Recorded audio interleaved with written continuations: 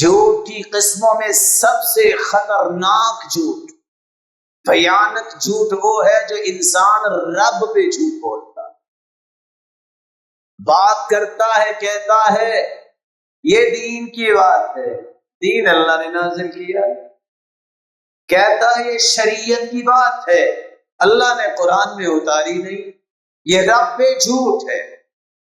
رسول اللہ صلی اللہ علیہ وسلم کا فرمان ہے، حدیث قدسی، شتمني ابن آدم وما ينبغي له أن يشتمني وكذبني ابن آدم وما ينبغي له أن يكذبني۔ آدم کا بیٹا مجھے گالی دیتا ہے، اللہ فرماتے ہیں حالانکہ اسے گالی دینا لائق نہیں لگتا، مجھے جھٹلاتا ہے حالانکہ اسے جھٹلانا نہیں چاہیے۔ کیسے گالی دیتا ہے؟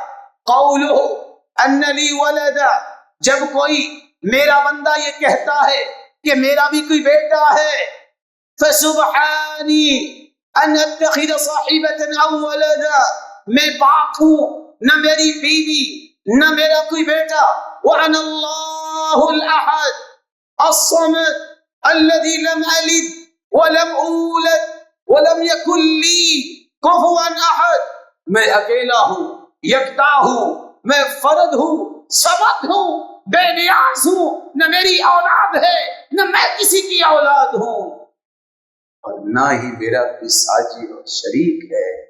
آج مسلمان کی غیرت زندہ ہونی چاہیے کہ وہ جو اللہ کو گالی دینے والا ہے، کرسمس ڈے منانے والا، اور اللہ کے بارے میں اس کا یہ عقیدہ ہے کہ عیسیٰ اللہ کا بیٹا تھا، اور مریم علیہ الصلاۃ والسلام کے بارے میں کیا کیا تصور، اس مسلمان کی غیرت زندہ ہونی چاہیے۔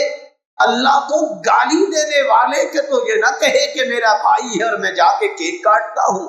عمر کی بات کو یاد رکھے، وہ کہا کرتے تھے غیر مسلم کی خوشی اور عید میں کوئی انڈا لے کے بھی چلا جائے تو وہ بھی اتنا ہی کافر جتنا وہ کافر ہے۔ مسلمان اللہ کو گالی دینے والے کو پسند کیسے کر سکتا ہے؟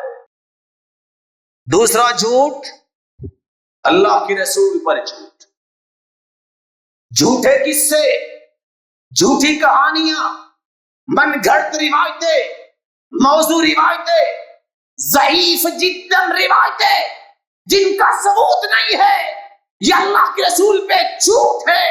صحیح بخاری کی روایت ہے، من کذب علی متعمدا فلیتبوأ مقعدہ من النار، جو جان بوجھ کر جھوٹ بولتا ہے، بات خود کر کے کہتا ہے اللہ کے رسول نے فرمایا اس کا ٹھکانہ جہنم۔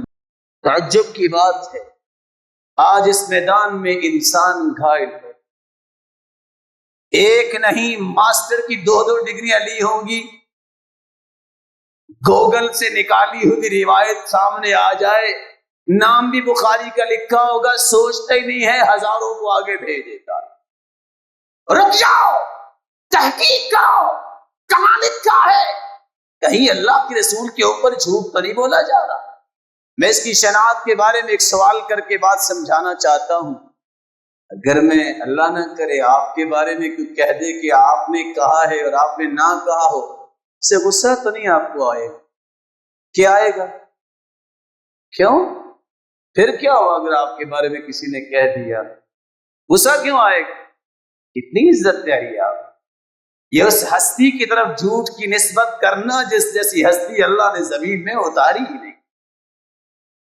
تیسرا جھوٹ، اور آج یہ جھوٹ مسلمانوں کو سوا کر چکا۔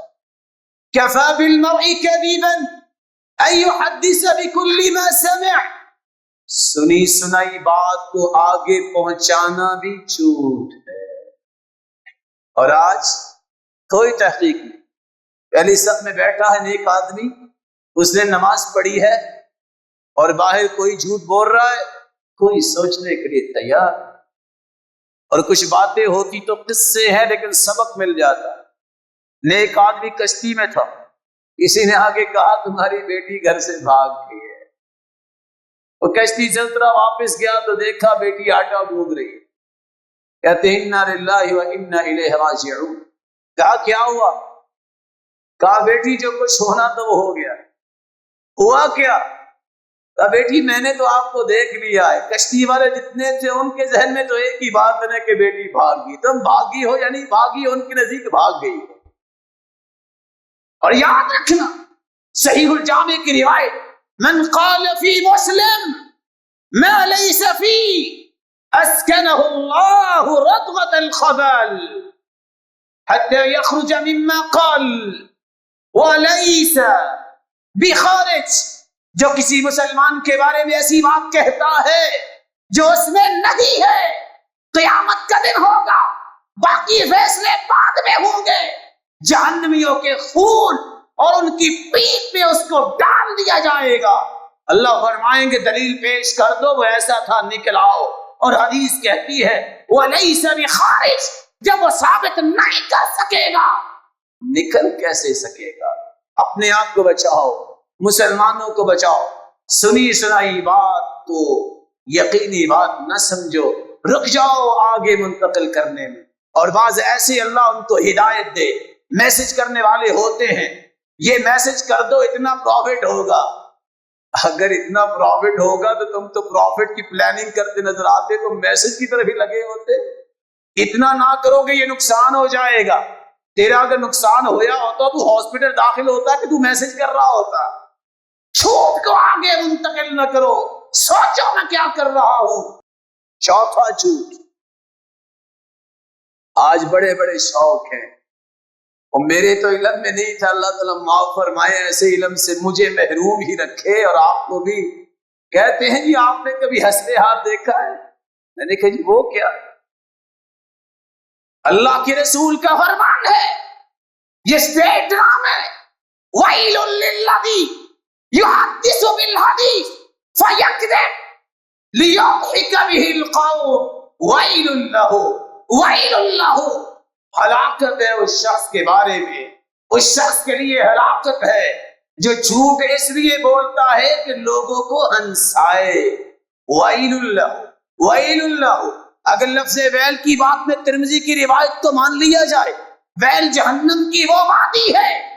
کافر کو جب جہنم میں پھینکا جائے گا 40 سال کے بعد جس کھائی اور کھڈے میں کافر پہنچے گا اس کا نام ویل ہے. رک جاؤ، رک جاؤ، تم اپنے وقت کو ضائع نہ کرو اور اپنے آپ کو ان مصیبتوں سے بچا دو. کچھ فائدہ نہیں. تازگی دماغ کی چاہتے ہو قرآن کھولو، تازگی چاہتے ہو کسی کی تلاوت سنو، ایک قاری سن کے دوسرے کو شروع کر لو. تازگی قرآن و حدیث میں ہے، مذاق میں نہیں. پانچواں جھوٹ. رسول اللہ صلی اللہ علیہ وسلم نے فرمایا ایاکم والظن فإن الظن اکذب الحدیث. بدگمانی سے بچو، بدگمانی اکذب الحدیث، سب سے جھوٹی بات ہے. اور یہاں ایک بات دل میں بیٹھا لو، بد زبان اور بدگمان، مسلمانوں کے بارے میں بدگمان اور بد زبان انسان پوری زندگی چین نہیں لے سکتا. پوری زندگی اس کے دل میں خوشی نہیں آئے گی، مرتا ہی رہے گا، کوڑتا ہی رہے گا، پریشان ہی رہے گا. بد زبانی سے بھی بچو، بدگمانی سے بھی بچو. چھٹا جھوٹ یہ ہے جو آج بہت عام ہو گیا. عبداللہ ابن عامر رضی اللہ تعالی عنہ کے گھر اللہ کے رسول تشریف لائے. وہ جلدی سے باہر کھیلنے کے نکلے. ماں کہتی یا عبداللہ تعال اعطیک شیئا، بیٹا جلدی آؤ میں تجھے ایک چیز دوں گی. آپ نے فٹ سے سوال کیا وماذا تعطی، میری صحابیہ کیا دینا چاہتی ہو؟ قالت اعطیہ تمرا، میں کھجور دینا چاہتی ہوں. فرمایا سنو لو لم تعطیہ لکتب علیک کذبا، اگر تو بلا لیتی اور کھجور نہ دیتی تو یہ بھی جھوٹ لکھا جانا. السلام علیکم، ہاؤ آر یو، کیسے ہیں؟ اور چھوڑو یار تم آؤ تو صحیح، ذرا چیک تیار ہے آپ کے لیے، اوے آؤ تو صحیح.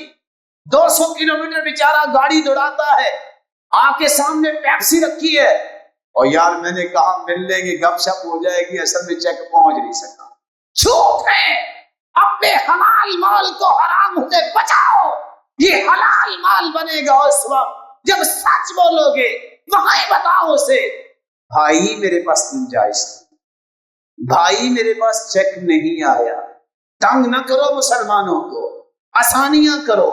اور آپ کو یاد ہونا چاہیے اگر زیادہ ہی دل پہ بوجھ آ جائے کہ ابھی تک میرا قرض واپس نہیں آیا، حدیث کہتی ہے صدقہ انسان کرتا ہے 10 گنے ثواب ملتا ہے، اور اگر انسان قرض دیتا ہے روزانہ کی بنیاد پہ 18 گنے اس کو اجر ملتا ہے۔ جب حد کراس کر جائے تو اگر 10 لاکھ 15 لاکھ 50 لاکھ 80 لاکھ روپیہ دیا ہے تم نے کسی کو قرض، 1 مہینے سے 2 مہینے مہلت دی، 1 دن بھی اوپر ہو گیا کھاتا نیا بن جاتا ہے۔ اللہ فرماتے ہیں یہ 80 لاکھ دینے والے کا ہر روز 40 لاکھ اس کے کھاتے میں صدقہ بھی لکھتے جاؤ، 80 لاکھ کا الگ 18 گنے اجر دیتے جاؤ، ساتھ 40 لاکھ کا صدقہ بھی ڈالتے جاؤ۔